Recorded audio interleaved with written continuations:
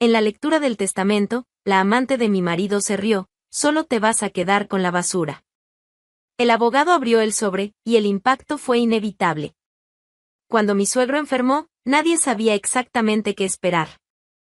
La verdad es que, en esa casa, lo inesperado no era bien recibido. Borja, mi marido, trató la noticia como quien oye un pronóstico de lluvia, una molestia, tal vez un contratiempo, pero nada que lo hiciera moverse. Sus hermanos, entonces, desaparecieron como si la noticia fuera contagiosa. Y el viejo se quedó allí, con la salud desvaneciéndose poco a poco, rodeado de paredes frías y de un silencio que gritaba abandono. Yo, por otro lado, no tuve dudas. Suspendí mi trabajo, reorganicé todo lo que era mío, o lo que yo creía que era, y me dediqué a él. No fue una decisión difícil.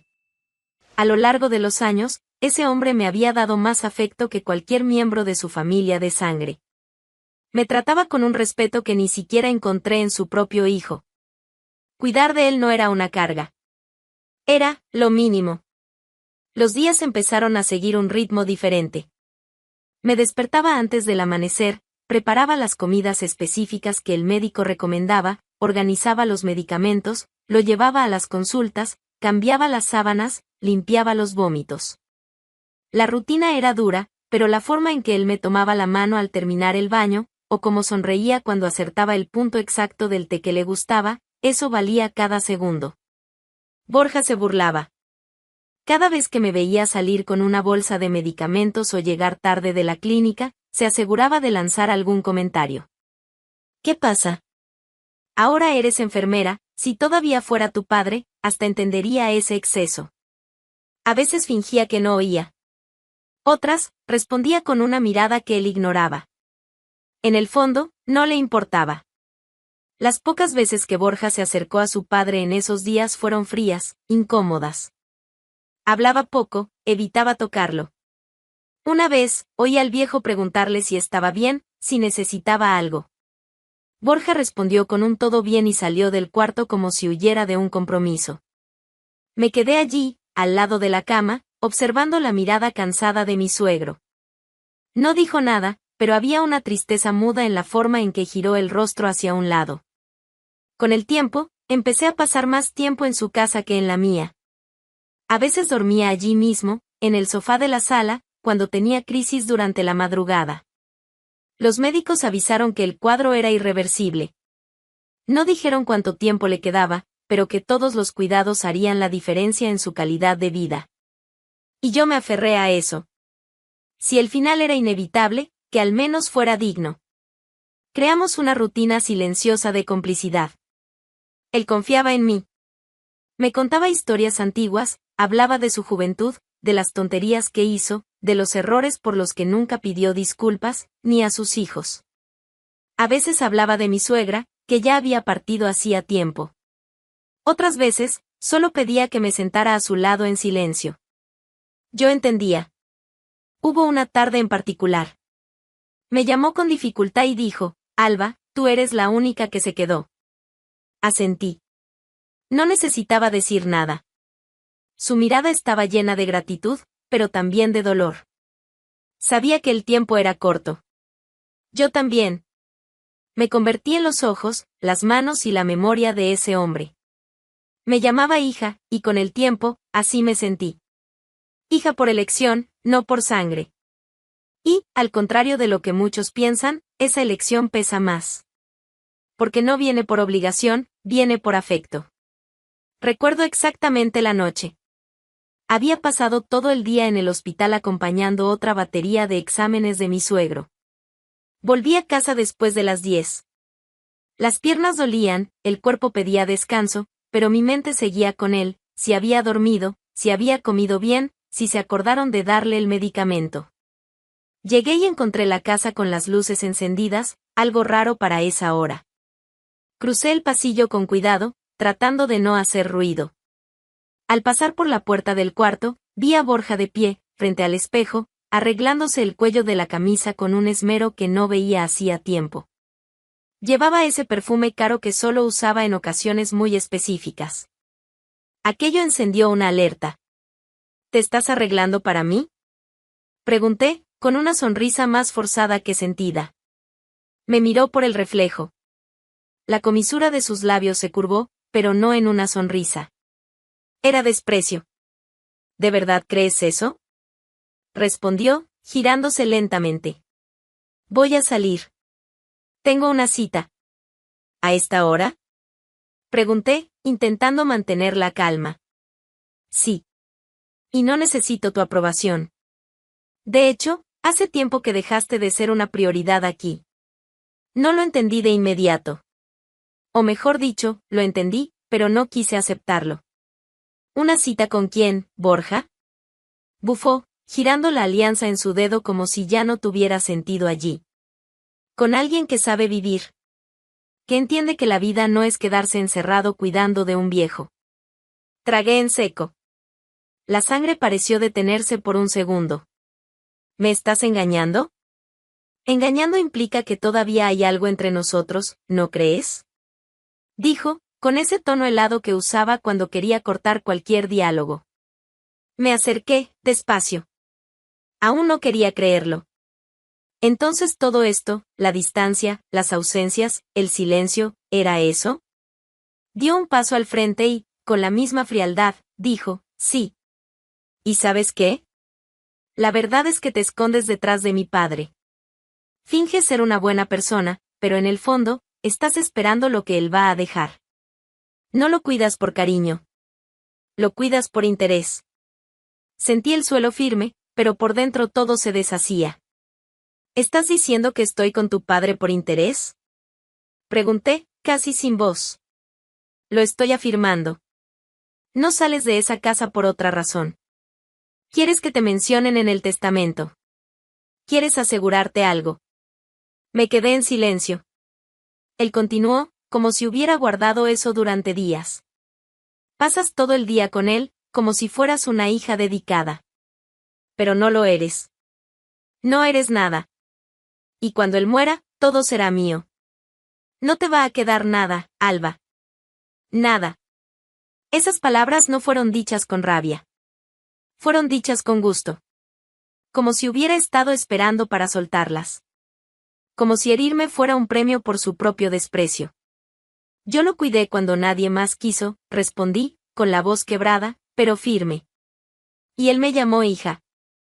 Tú ni siquiera te tomas el trabajo de visitarlo. Borja se encogió de hombros, como quien desprecia una limosna.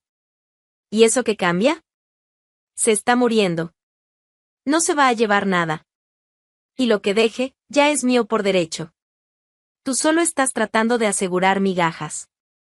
En ese momento, no sabía qué dolía más, la traición, la acusación, o la certeza de que él ya no era el hombre con quien me casé. Me quedé allí, sin decir nada más.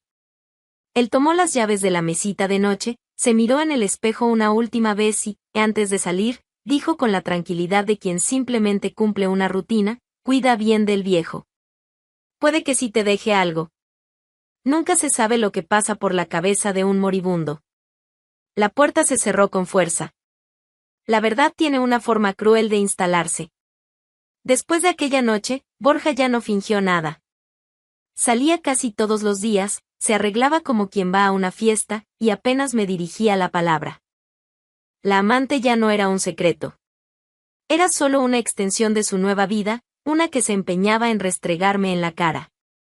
Una mañana, mientras yo servía un café viejo en una taza, él apareció en la cocina girando la llave del auto en el dedo. Sin rodeos, dijo, tienes 5 días para irte de aquí. Me giré para mirarlo, sin entender de inmediato. ¿Cómo? Eso mismo que oíste. 5 días. Junta tus cosas y desaparece de esta casa. No necesito dar explicaciones. Solo cúmplelo. Borja, esta casa es nuestra. La construimos juntos.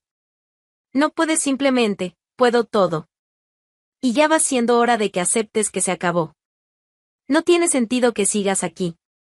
Ve a vivir tu vida. Si es que aún tienes una. Tragué en seco. La humillación estaba completa. Y él no parecía tener prisa en terminarla. Y si estás pensando en llorar, gritar o hacer drama, ahórrate el esfuerzo. Nadie aquí tiene paciencia para el teatro de esposa herida. Salió y me dejó sola con el sabor amargo del rechazo, la traición y ahora el abandono total. No dormí esa noche. Me quedé sentada en la sala, mirando los rincones que un día fueron míos. La estantería con los libros que elegimos juntos. La cortina que compré porque él dijo que le recordaba a la casa de su madre. Todo parecía fuera de lugar. Como si ya me hubiera ido y solo mi cuerpo no lo supiera aún. Al tercer día, comencé a empacar algo de ropa. No tenía a dónde ir. Mis padres habían muerto hace años, y me alejé de la mayoría de los parientes después del matrimonio. Las amigas eran pocas. Y nadie quiere que una aparezca con la maleta en la mano contando una historia así. En el fondo, solo pensaba en que me quedaba. Y el único lugar que me vino a la mente fue la casa de mi suegro. No me enorgullece la forma en que llegué, con una mochila en la espalda, el rostro abatido y un silencio que cargaba más dolor que cualquier palabra. Toqué la puerta y él tardó en atender. Estaba débil. El tratamiento ya le estaba pasando factura. Cuando me vio, sus ojos se agrandaron por un instante. No preguntó nada. Solo abrió la puerta despacio e hizo un gesto con la mano, como diciendo, entra. Esta también es tu casa. Me senté en el sofá y me derrumbé. Él esperó. Cuando logré hablar, solo dije, Borja me echó. El viejo respiró hondo. Y por primera vez desde que lo conocí, vi odio en sus ojos. No vale ni lo que come, murmuró, con la voz débil, pero firme. Y es mi hijo. Duele admitirlo. Pero es verdad. Nos quedamos en silencio unos minutos. Parecía buscar las palabras adecuadas. Tú cuidaste de mí cuando nadie más apareció. Ni él. Ni los hermanos. Ni vecinos. Nadie. Fuiste tú quien me sostuvo la mano, quien me ayudó a levantarme de la cama cuando el cuerpo ya no respondía. Te volviste mi hija. De verdad. Lo miré, sin saber qué decir. Tienes un lugar aquí, continuó. Mientras yo respire, no vas a terminar en la calle. Pero, esta casa es tuya. Y los hijos, que vengan. Si tienen el valor de mirarme a los ojos. Ya les dejé todo claro. Tú cuidaste de mí. Ahora me toca a mí cuidar de ti. El día de la muerte de mi suegro llegó sin estruendos. No hubo drama. Ni último suspiro. Simplemente, no despertó. Aquella mañana, como de costumbre, fui a su cuarto con una bandeja de café. Me extrañó la calma del ambiente. Normalmente tose, llama o se queja del ruido de la calle. Pero esa vez, estaba en silencio. Tan en silencio que daba miedo. Apoyé la bandeja sobre la cómoda, le toqué el hombro, y lo entendí al instante. El cuerpo aún estaba tibio, pero el tiempo ya no corría más allí. Cerré sus ojos con la punta de los dedos. Se fue sin dolor. Y sin nadie más cerca, excepto yo. No lloré en el momento. Ni después. Tenía que resolver todo. Llamar al médico, avisar a la funeraria, organizar los papeles. Hice todo como él lo habría hecho, con practicidad y orden. Era el mínimo de dignidad que podía darle a alguien que siempre me trató con tanta. El velorio fue pequeño. Los hermanos de Borja aparecieron con cara de estar allí solo porque no podían evitarlo. Murmuraban entre ellos, evitaban cruzar miradas conmigo. La amante de Borja se quedó en el coche. Al menos tuvo esa decencia. Y Borja. Él llegó al final de la ceremonia, sin mirar a nadie a los ojos, con gafas oscuras como si aquello fuera un desfile. No se acercó al ataúd. Solo se quedó en un rincón, revisando el celular, impaciente. Nuestras miradas se cruzaron justo cuando yo entregaba una flor a la gente de la funeraria. Él se acercó. Se detuvo a medio metro de distancia y dijo, en un tono que solo yo pude oír, ¿y entonces? ¿Feliz ahora? Pestañeé, despacio. ¿Cómo dices? Conseguiste lo que querías, ¿no? Te pegaste a él hasta el final. Cuidaste como una santa. Y mira, el viejo finalmente murió. Lo miré. No había remordimiento, ni dolor, ni siquiera vergüenza. Solo un tipo de desprecio que llevaba años fermentando. ¿Estás insinuando que yo? Yo no insinúo nada, interrumpió, con una media sonrisa. Solo me parece curioso. Él empeora, tú te mudas aquí, y pocos meses después, adiós, papá. Eres un cobarde. Se acercó más. Su aliento olía a vino. Y tú eres buena actriz. Pero se acabó el escenario, Alba. La máscara va a caer. Disfruta estos últimos días en esta casa. Porque pronto, todo esto va a volver al nombre correcto. Di un paso atrás. Los hermanos fingieron no oír. Pero uno de ellos soltó una sonrisa contenida, casi satisfecha. Como si todo aquello fuera una obra cuyo final ya estaba escrito. No respondí. No valía la pena. Volví al banco donde estaba y esperé el resto de la ceremonia en silencio. El cuerpo fue enterrado con la dignidad que merecía, aunque rodeado de gente que ni siquiera merecía estar allí. Después de que todo terminó, regresé sola a casa. La casa que yo mantenía limpia, organizada, viva. La casa que ahora parecía resonar con su ausencia en cada rincón. Me senté en el sofá, miré el reloj en la pared y, por primera vez en semanas, respiré hondo sin prisa.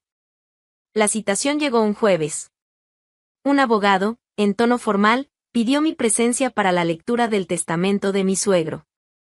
La misma invitación fue enviada a Borja, a su hermano y, para mi sorpresa, o no, también a la amante, que ahora ya asistía a reuniones familiares como si formara parte del inventario. Llegué al despacho con el mismo vestido que usé en el velorio. Por elección. Quería que vieran que el luto seguía en mí, pero no la sumisión. Ellos ya estaban allí. Borja, con el rostro de quien ya ensayó la sonrisa de la victoria. El hermano, rascándose la barbilla como quien ya cuenta con el dinero en el bolsillo. Y la amante, bueno, ella estaba deslumbrante. Entró con tacones altos, labial rojo y una bolsa que costaba más que mi coche. Cuando me vio, no disimuló. Mira quién vino. La santa enfermera. ¿Vas a llevarte un frasquito de medicina como recuerdo? La ignoré. Ella se recostó en la silla, cruzó las piernas como si estuviera en el palco de un espectáculo y susurró lo suficientemente alto para que todos oyeran, lo único que esa ahí se va a llevar de aquí es la basura. Si el viejo dejó algo podrido, es para ella. Borja se rió. Su hermano también. El abogado carraspeó y pidió silencio. Se sentó, abrió el sobrelacrado y empezó la lectura.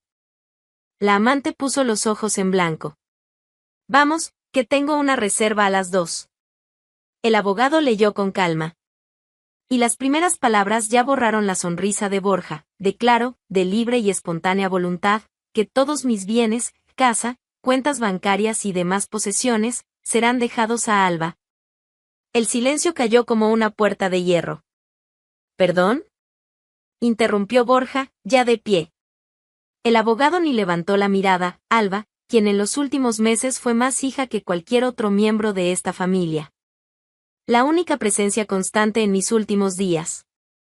La única que estuvo a mi lado con afecto, sin esperar nada a cambio.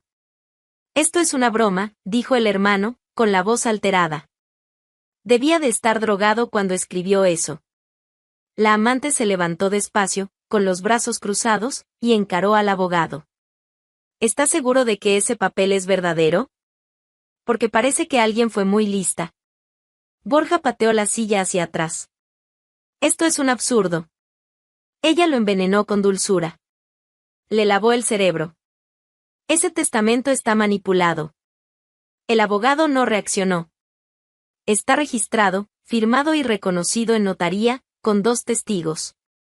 Y más, fue la voluntad expresa del fallecido. Nadie puede impugnarlo. Entonces entregó una caja a los 2 hermanos. Dentro, había apenas una carta escrita a mano. La leí antes de que pudieran romperla. A mis hijos, les dejo lo que construyeron conmigo, nada.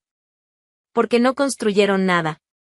Y porque el dinero que se va con gente sin carácter, nunca regresa con gratitud. La lealtad no se compra. Y tampoco se hereda. El hermano de Borja arrojó la carta sobre la mesa. La amante quedó sin palabras, lo cual fue casi un milagro. Bueno, dijo ella, tratando de recuperar la postura, por lo menos ahora puedes vivir en ese mausoleo con los recuerdos de tu viejo. Aprovecha y planta una huerta con lo que te queda de dignidad. Sonreí por primera vez. Mejor vivir entre los recuerdos de quien me amó, que entre gente que solo sobrevive colgada del dinero ajeno. Borja vino hacia mí, con los ojos inyectados. ¿Tú crees que ganaste? Esto no se va a quedar así, Alba. Me levanté, tomé mi bolso y, antes de salir, lo miré a los ojos por última vez. No creo que gané. Yo sé. Tú perdiste a tu padre, y lo poco que te quedaba de vergüenza. Me di la vuelta y me fui, con lo único que nunca estuvo en el testamento, la conciencia limpia. Después de que todo se resolvió, ya no había nada más que necesitara decir. Ni a Borja. Ni a nadie. Lo que se había hecho hablaba por sí solo. Lo que me quedaba ahora era vivir. No para demostrar nada, sino porque, finalmente, podía. Hice lo que debía hacerse, organicé la documentación, revisé los contratos, regularicé los registros de la casa. Con la misma calma con la que cuidé de mi suegro, cuidé de lo que él me confió. Y eso me bastaba. Algunos conocidos intentaron acercarse de nuevo. Gente que nunca me envió un mensaje cuando Borja me echó, pero que ahora venía con palabras demasiado dulces para quien nunca supo escuchar. Mantenía la cortesía, pero ya no abría más puertas por educación. Aprendí que ser buena no significa estar disponible. Un día, me senté con un bolígrafo en la mano y tomé la decisión que venía madurando desde antes del final. Llamé a la dirección de un hospital público de la ciudad y pedí una reunión. Desconfiaron. Dijeron que me recibirían sin compromiso. Fui al día siguiente. No llevé abogado ni asesor. Llegué sola, como hice todo en la vida. Entré en la sala de dirección con una carpeta discreta y dije lo necesario: quiero donar parte de lo que recibí. Para el área geriátrica. El director arqueó una ceja. ¿En nombre de alguien? En nombre de nadie, respondí. Sin placas. Sin publicidad. Solo quiero que este dinero ayude a quienes no tienen a nadie que se quede hasta el final. Él se quedó en silencio. Asintió con la cabeza. Nada de palmadas en la espalda. Nada de gratitud performática. Y era exactamente así como yo quería. Al día siguiente, transferí el valor. Una cifra que marcaría la diferencia durante años en ese hospital. Salí de allí con la certeza de que mi suegro lo aprobaría. Y más que eso, que lo entendería. Del resto, volví a ocuparme de la vida. La mía. Empecé a trabajar en un proyecto que había dejado guardado años atrás: montar un pequeño centro de apoyo a ancianos y cuidadores. Gente como yo, que sabe lo que es levantarse cada día para cambiar una curación, preparar comida blanda, acompañar una consulta, escuchar sin prisa. Gente que carga el final de otros como responsabilidad. Y mientras tanto, el mundo siguió girando. Borja se convirtió en lo que siempre temió ser: irrelevante. Ya no se lo mencionaba en ninguna conversación. Sus amigos lo evitaban, algunos por vergüenza, otros por conveniencia. El apellido, antes asociado al respeto de su padre, se volvió motivo de comentario despectivo en los pasillos del club. Seguía en la ciudad, pero como una presencia apagada, la sombra de alguien que nunca tuvo luz propia. Yo, por otro lado, comencé a recibir invitaciones para dar charlas, compartir mi experiencia, participar en debates sobre el envejecimiento digno. Nunca acepté todas, pero asistía a algunas. No por vanidad, sino porque, a veces, alguien necesita oír lo que nadie se atrevió a decir: la dignidad no se hereda. Se conquista. Esa era la frase que repetía. No como lección, sino como testimonio. Porque al final de todo, lo que me mantuvo de pie no fue la herencia, ni la victoria. Fue la verdad que siempre estuvo conmigo, incluso cuando nadie más lo estuvo. Y fue por eso que, cuando me preguntaron si no guardaba rencor, solo respondí: no. Quien camina con rencor carga con alguien que ya debería haber sido olvidado. Cerré el portón de mi casa esa noche con la llave que ahora era solo mía. Sin ruido, sin alarde. Simplemente giré la llave, entré, y seguí adelante. Porque cuando la última palabra es tuya, no necesita ser fuerte. Solo necesita ser definitiva. Al final, quien rió último ni siquiera necesitó levantar la voz. Alba se quedó con todo, pero no porque persiguiera bienes, sino porque se quedó cuando todos le dieron la espalda. ¿Y los demás? Bueno, cada uno cosechó exactamente lo que sembró. ¿Te gustó esta vuelta del destino? Entonces suscríbete al canal y activa la campanita, porque aquí la justicia puede tardar, pero cuando llega, es como nos gusta, con sabor a revancha bien servida.